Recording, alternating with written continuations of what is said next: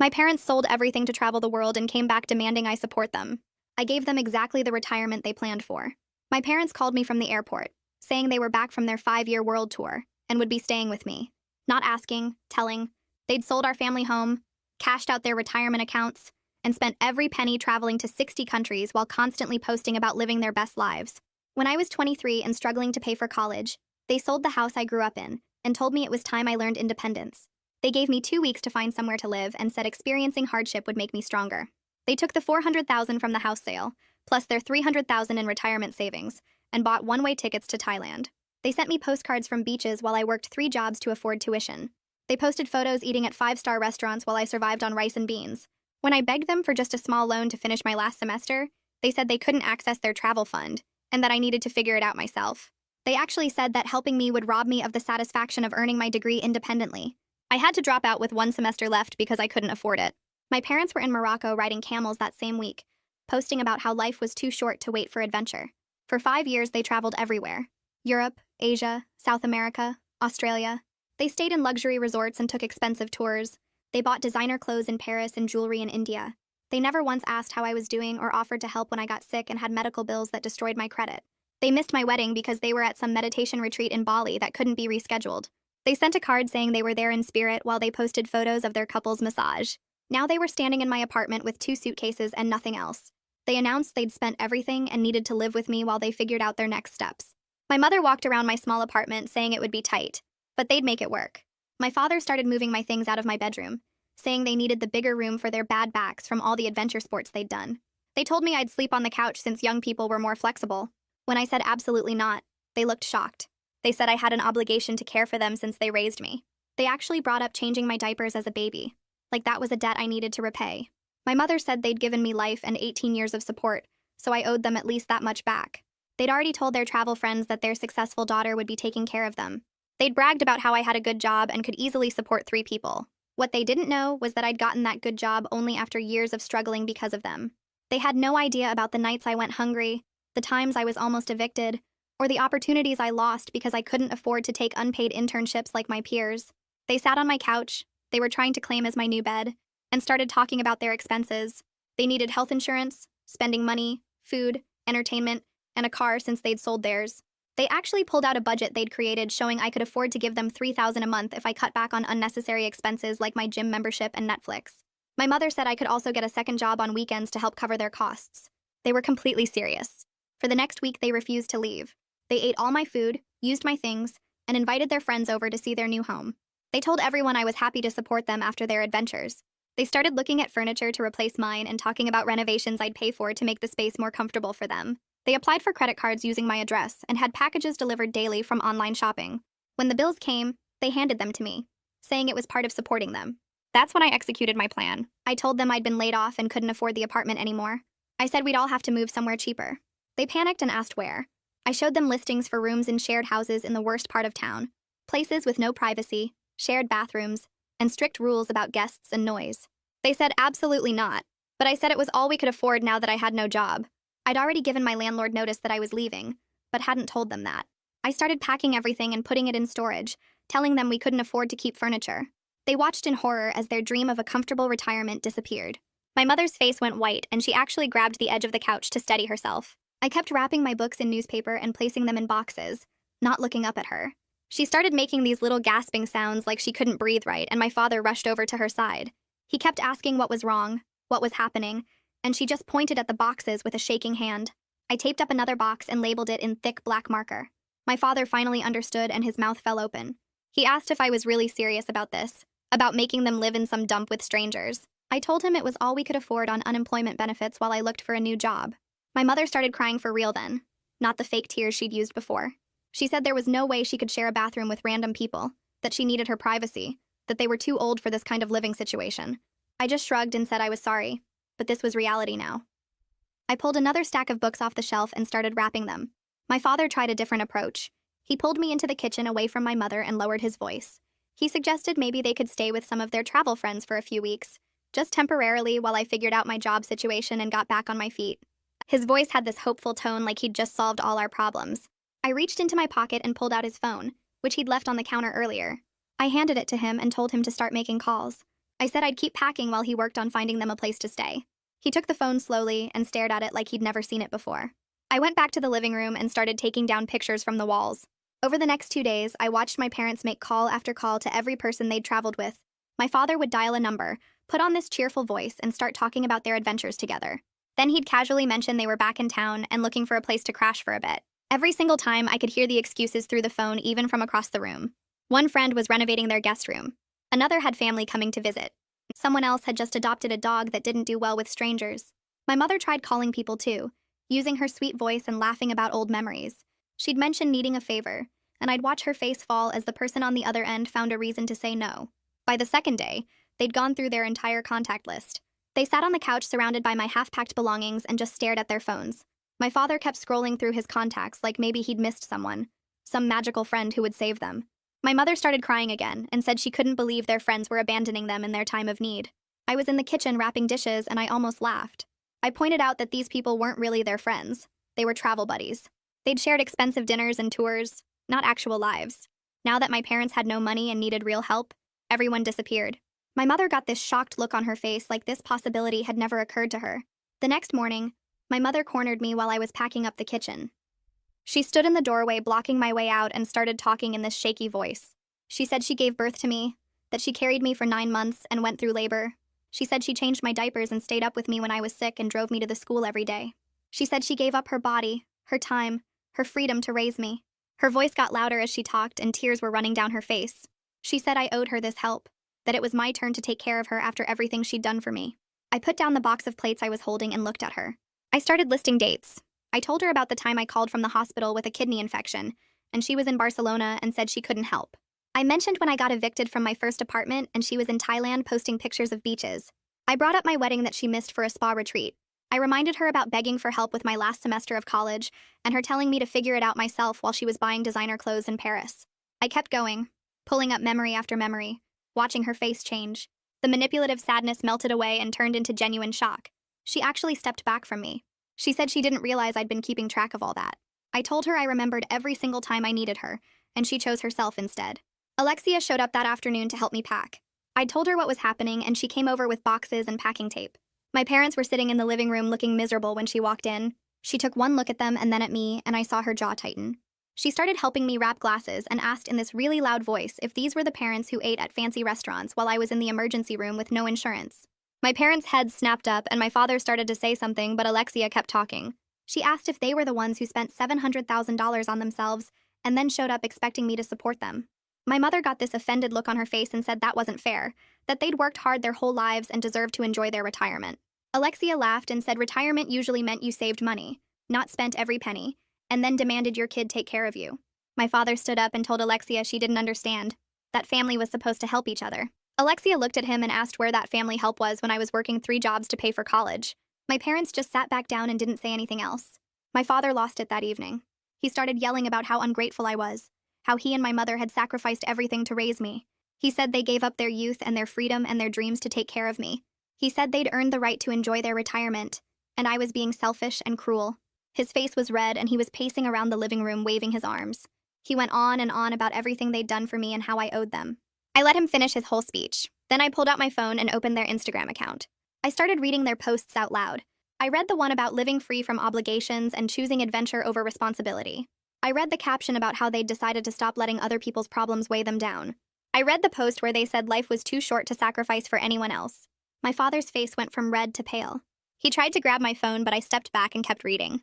I found the post from when I was begging for help with college where they wrote about how freeing it was to cut loose from family drama. I watched him deflate like someone had let all the air out of him. His own words were right there, proving everything I'd said. That night, Marcel came home from work and found my parents still camped out in the living room. I was surrounded by boxes and packing materials. He looked at the scene and then at me, and I saw him understand immediately what was happening. He didn't even hesitate. He told my parents we were moving to a tiny studio apartment because I'd lost my job and we could barely afford rent. He said they'd need to make their own arrangements because we wouldn't have room for them. His voice was calm but firm. My parents just stared at him. My father started to argue, but Marcel cut him off and said this wasn't up for discussion. We were moving in 3 days and they needed to figure out their own situation. My mother turned to Marcel with this pleading look. She said maybe he could pick up a second job to help out, that we were all family now. She said if everyone pitched in, we could make it work. Marcel looked at her like she'd just said the craziest thing he'd ever heard. He told her he'd never met anyone with more nerve in his entire life. Then he asked her how many job applications she'd filled out since she got here. My mother's mouth opened and closed, but no sound came out. Marcel said that's what he thought and walked into the bedroom. My parents sat there in stunned silence. The next morning, I told my parents to get dressed because we were going to look at the shared housing option. My mother said she didn't feel well, but I told her this wasn't optional. We drove across town to a rundown house in a neighborhood they'd never been to. The landlord met us at the door and showed us the available room. It was tiny, barely big enough for a bed and a dresser. There were 5 other people living in the house, and they'd all been standing in the kitchen when we walked in. The landlord showed us the bathroom schedule posted on the wall with everyone's assigned times. My mother made this gagging sound when she saw the state of the bathroom. The toilet was stained and the shower had mold in the corners. The kitchen was worse, with dirty dishes piled in the sink and mystery stains on the counters.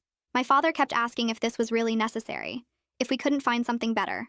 He sounded like he thought I was playing some kind of joke on them. I told him this was the only place in our price range that had immediate availability. The landlord started explaining the house rules about quiet hours and no guests after 9 p.m. My mother looked like she might throw up. I made my parents sit down at the grimy kitchen table in that house. I looked both of them in the eye and said yes, this was really happening. I told them this was their reality now because they'd chosen to spend $700,000 on themselves instead of keeping any kind of safety net. I said they could have traveled and still saved money, but they chose to spend every single penny on luxury. I reminded them they didn't just run out of money by accident.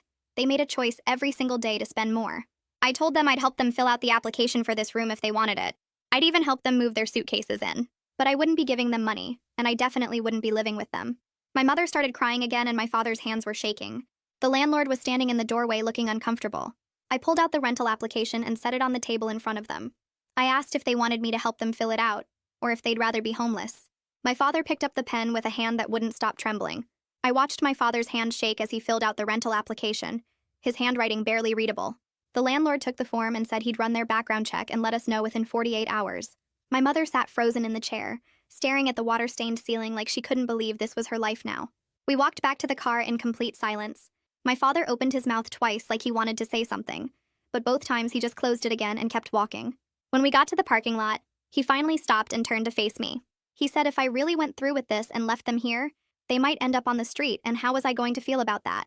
I looked him right in the eye. I told him I'd feel exactly the same way he felt when I was almost evicted twice while he was parasailing in Greece. I said I'd feel the same way he felt when I called him crying about medical bills, and he sent me a postcard from New Zealand instead. My mother made this wounded noise, but I kept talking. I asked him how he felt when he knew I was sleeping in my car between jobs because I couldn't afford rent. I asked him how he felt when he posted photos of his 5-star hotel room while I was eating ramen for the 3rd week straight. He didn't answer. I told him he was about to find out exactly how that felt. Then I turned around and walked to my car without looking back. I sat in the driver's seat and waited. 5 minutes later, they both got in without saying a word. I drove them back to my apartment and told them I had to go. My mother asked where I was going. I said that wasn't her concern anymore. I grabbed the overnight bag I'd already packed and left them sitting on my couch surrounded by half-empty boxes. I drove to Marcel's place and he opened the door before I even knocked. He'd been expecting me. He pulled me inside and I finally let myself relax for the first time in days. He already had the guest room set up for me even though I'd be staying in his room. He said the guest room was just in case my parents somehow found his address. Over the next week, I went to my apartment twice a day to pack more things. Each time I showed up, my parents were still there, sitting among fewer and fewer pieces of furniture. They kept asking when I was going to tell them this was all a joke. My mother said I'd made my point and could stop now. My father said they'd learned their lesson about asking for too much. I just kept packing. I hired movers to take everything to the storage unit I'd rented across town. My parents watched the couch disappear. They watched the TV get loaded onto the truck. They watched my bed frame get carried out in pieces. My mother started crying when the movers took the kitchen table. She asked where they were supposed to eat. I handed her paper plates and said the floor worked fine. My father tried a different approach. He said he knew I was angry, but this was going too far. He said they'd be willing to get jobs if I just let them stay. I told him that ship had sailed when they handed me credit card bills, and told me supporting them was my obligation. The apartment got emptier each day. My parents had nowhere to sit except the floor. They had no TV to watch. They ate takeout on paper plates because I'd packed all the dishes. My mother called me every single night. She said they were trying to figure things out but needed more time. She said the shared housing hadn't called them back yet. She said they'd applied to 3 different assistance programs, but everything took so long. I told her that's how the system worked when you had nothing. I told her welcome to the life I'd lived for 5 years while they posted vacation photos. She hung up on me. 2 days before my lease ended, a woman named Caroline from social services called me. She said my parents had finally submitted their application for assistance, and she needed to verify some information. She asked if it was true they'd spent over $700,000 traveling. I said yes. She asked if it was true they'd refused to help me with college or medical bills during that time. I said yes. She asked if I'd offered to let them live with me. I said absolutely not. I explained everything. I told her about the house sale and the 2 weeks' notice. I told her about dropping out of college. I told her about the medical bills and the credit damage. I told her about my wedding they missed for a spa retreat. I told her about them showing up with suitcases and a budget demanding $3,000 a month. Caroline was quiet for a long moment. Then she said in 20 years of social work, she'd never seen such a clear case of people creating their own crisis through pure selfishness. She said my parents would qualify for minimal assistance because they had zero assets and zero income. She said they'd also be required to actively look for work and provide proof of their job search every week. She thanked me for my honesty and hung up. 3 days later, my mother called me crying. She said they'd been approved for assistance, but the amount was barely anything. She said they'd have to use food stamps. She said the caseworker told them they needed to apply for at least 15 jobs per week. She said it was humiliating to be doing this at their age. I asked her if it was more humiliating than begging your parents for help while they ignored you from a beach in Thailand. She didn't answer.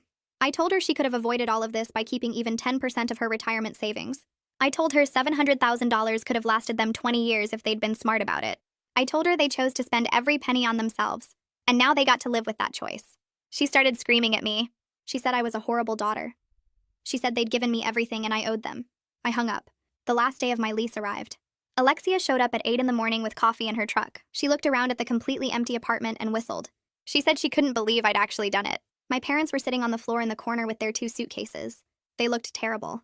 My mother's hair was greasy and my father had dark circles under his eyes. They'd been sleeping on the floor for 3 days with nothing but the clothes in their suitcases. The apartment manager came by to do the final walkthrough. She looked at my parents sitting on the floor and asked if they were moving out too. I said they weren't on the lease. The manager's face got hard. She told my parents they needed to leave within the hour or she'd call the police for trespassing. My mother started crying again. My father stood up and asked me one more time if I was really going to do this. I looked at both of them. I said yes. Alexia and I did a final sweep of the apartment while my parents sat there in shock. We found a few things I'd missed and loaded them into her truck. The apartment manager came back at exactly 1 hour and told my parents it was time to go. My father picked up both suitcases. My mother could barely stand up. They walked out of my apartment and I watched them get into a taxi. The driver asked where they were going. My father gave him the address of a cheap motel on the east side of town. I'd looked it up earlier. It was $45 a night and took cash. They'd be using their assistance money to pay for it while they waited to hear back about the shared housing. I handed my keys to the apartment manager. She shook my hand and said she hoped things worked out for me. Alexia drove me back to Marcel's place. I looked out the window and watched my old neighborhood disappear. My phone rang an hour later. It was a number I didn't recognize. I answered and a woman introduced herself as Patricia, one of my parents' travel friends. She said my mother had given her my number. She said she was calling because she was worried about my parents. She asked if I could reconsider helping them because they were family. I asked her if she was offering to let them stay with her instead. There was a long pause. She said her house was too small. I asked if she'd be willing to give them some money to help with expenses. She said she was on a fixed income herself. I asked her why she thought I should sacrifice when she wouldn't. She said it was different because I was their daughter. I told her that actually made it worse, not better. I told her my parents had spent 5 years ignoring me while I struggled, and now everyone expected me to fix their mess. I asked her again if she'd let them stay with her. She said she just wanted to check in and see how everyone was doing. I said that's what I thought. I told her if she really cared, she'd offer actual help instead of calling to guilt me into doing what she wouldn't do herself. She said I was being unreasonable. I hung up. The calls kept coming. 2 more of their travel friends contacted me over the next week. Each conversation went the same way. They all thought I should help. None of them would offer to help themselves. One of them actually said it was my duty as a daughter. I asked her where that duty was when my parents left me homeless at 23. She didn't have an answer for that. Marcel came home from work one evening and found me staring at my phone. He asked if my parents were still calling. I said no, but their friends were. He sat down next to me and asked how I was holding up. I told him the truth. I said part of me felt guilty, but most of me felt free. I said I'd spent 5 years thinking I was the problem, that I wasn't strong enough or smart enough to make it on my own. I said now I knew the problem was never me. It was them choosing to abandon me and then acting like I owed them something for it. Marcel put his arm around me. He said I'd done the right thing. 3 weeks after my parents first showed up at the airport, my father appeared at Marcel's apartment door. I was home alone. I looked through the peephole and saw him standing there by himself. I opened the door but didn't invite him in. He asked if we could talk. I asked where my mother was. He said she was at the motel, that he wanted to talk to me alone. I stepped outside and closed the door behind me. We stood in the hallway. My father looked awful. He'd lost weight and his clothes were wrinkled. He said they'd made mistakes. He said they should have handled things differently when I was younger. He said they didn't think I'd actually abandon them. I cut him off. I told him I wasn't abandoning them. I told him I was refusing to fund a retirement they didn't plan for after they abandoned me first. He said it wasn't the same thing. I asked him how it was different. He said they were my parents. I said, and I was their daughter. But that didn't stop them from selling the house and leaving me with 2 weeks to find somewhere to live. He didn't have an answer.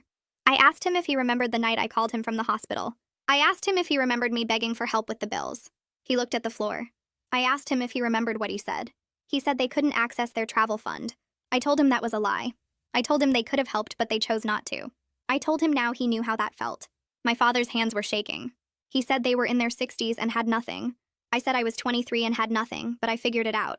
I told him it was his turn. He asked how long I was going to punish them. I told him I wasn't punishing them. I was just not rescuing them from their own choices. There was a difference.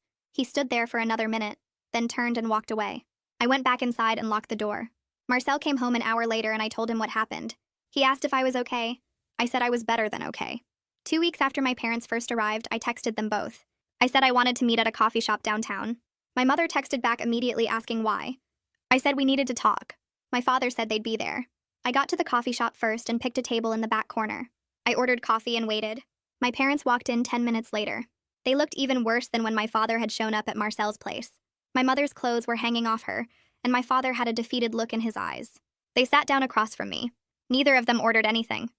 I took a sip of my coffee and looked at both of them. Then I told them the truth. I said I never lost my job.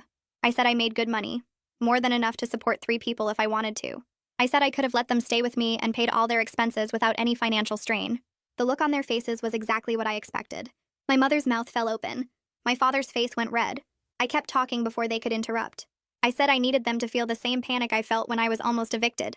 I needed them to feel the same helplessness I felt when I had medical bills I couldn't pay. I needed them to understand what it was like to desperately need help and have someone who could help choose not to. My mother found her voice first. She started screaming right there in the coffee shop. She said I was a manipulative liar. She said I was cruel.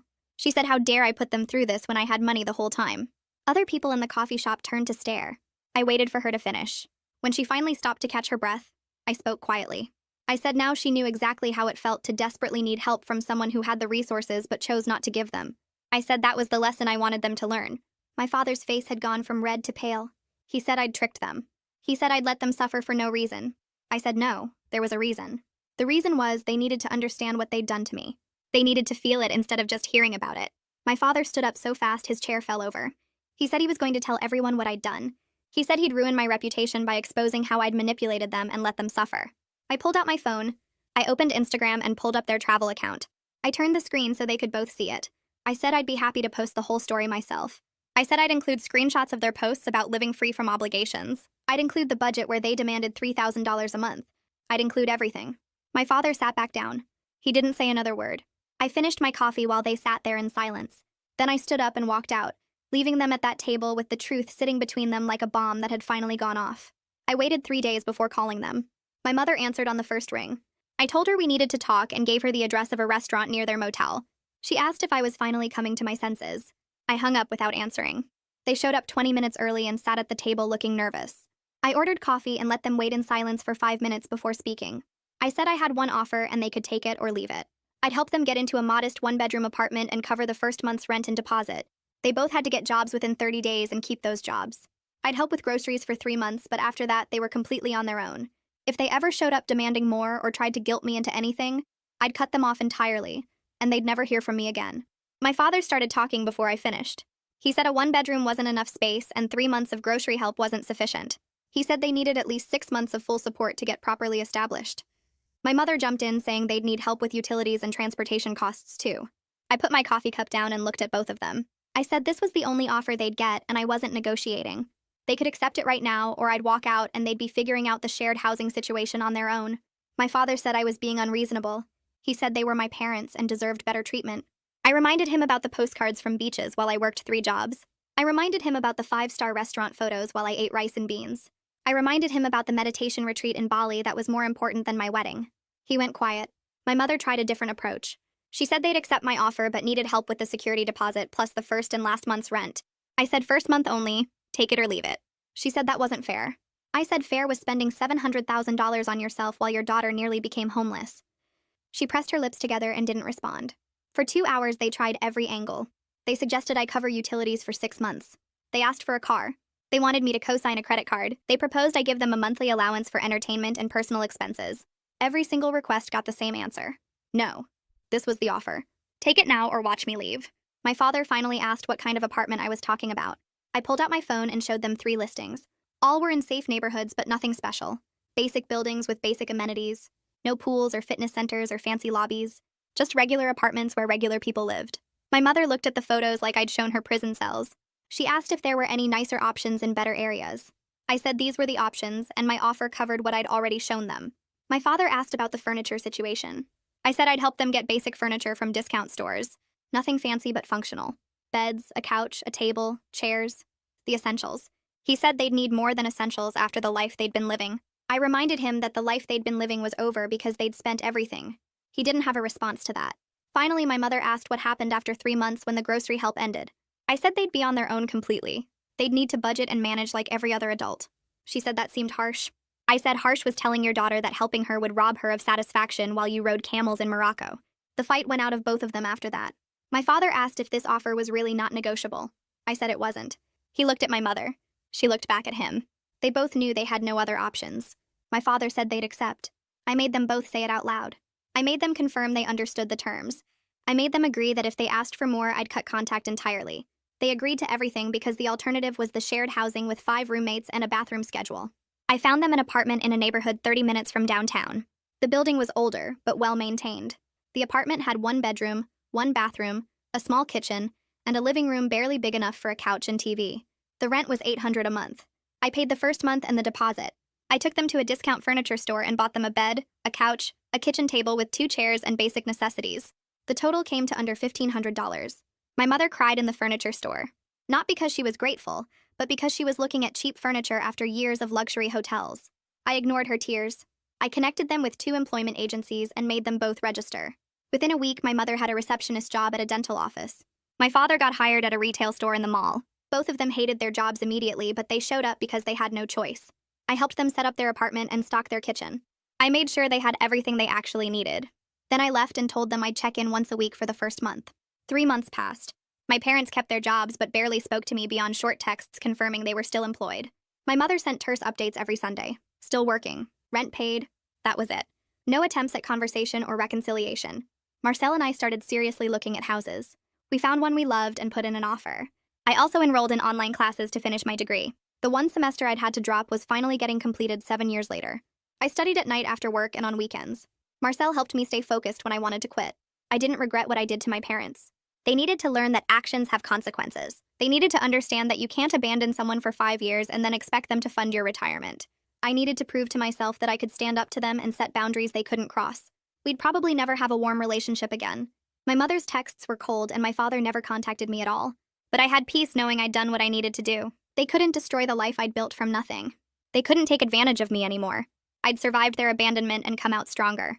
Now they were surviving too, but on their own terms, facing the reality they'd created when they chose adventure over responsibility.